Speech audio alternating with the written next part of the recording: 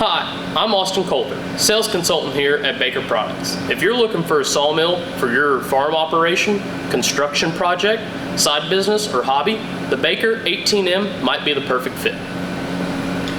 This sawmill's powered off a 20 horsepower electric start Honda gas engine, and it comes equipped already with your battery and centrifugal clutch.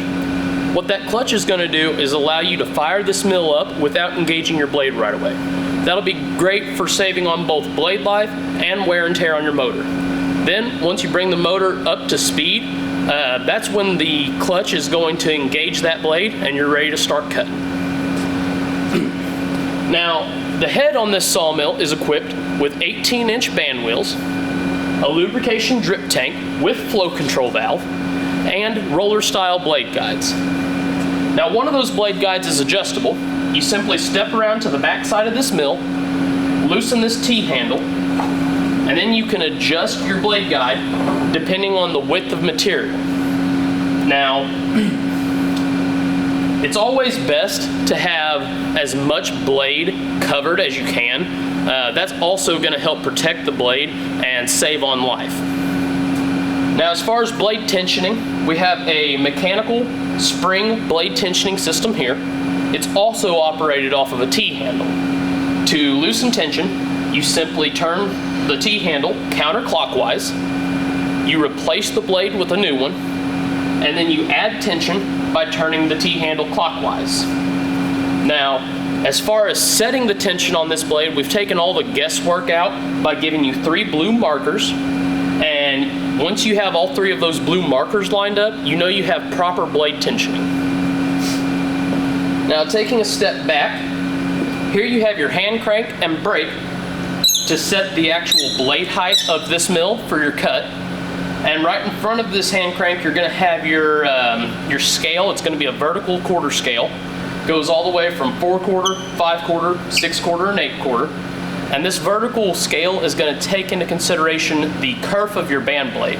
So you're not having to sit there and do that mental math while you're sawing. So this is a manual sawmill. So what that means is you are what powers the mill through the log. Now, this is a very easy to control and easy to push saw head. As you can see, it does not take much force. With just one hand, I'm able to push this mill all the way up and then pull it all the way back down the track. With it being a manual saw, you're only going to cut or push through the log as fast as your blade itself will cut.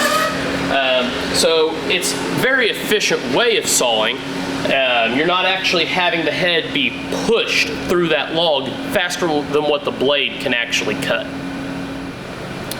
The frame of this mill is heavily built with steel tube sidewalls as well as laser cut steel bunks.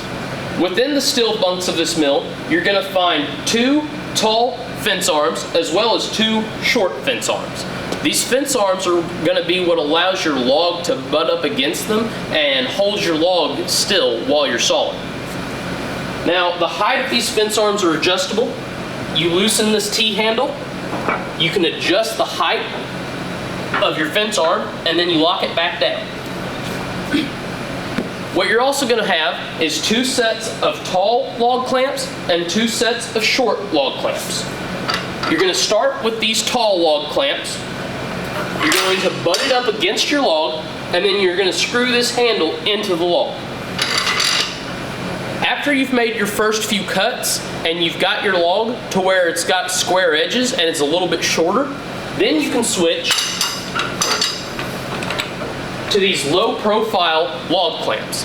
These low-profile log clamps are designed for squared-off material, and because of the low-profile design, they allow you to saw down to 1 inch off of the bunks of this sawmill.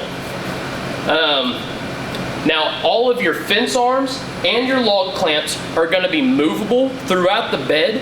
You have multiple different locations, and you can even set two of your clamps and fence arms up in a short distance like this, so that you can saw shorter material than what you would typically be able to on a hydraulic mill.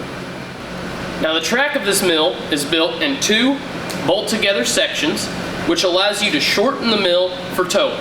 It also gives you access to your standard 2-inch ball hitch, your trailer jack, and your 7-prong trailer plug for your brake pads.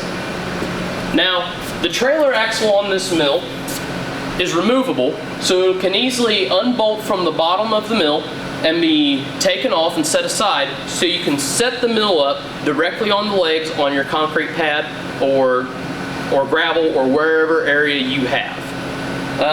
We've also had some customers who have opted to leave the axle bolted underneath the sawmill.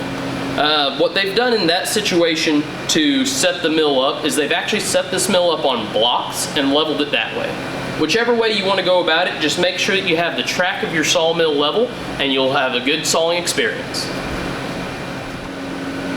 Alright guys, this has been a quick look at the Baker 18M portable sawmill. In summary, it's a compact, powerful unit ready to meet your needs. If you have any questions, give us a call at 573-663-7711.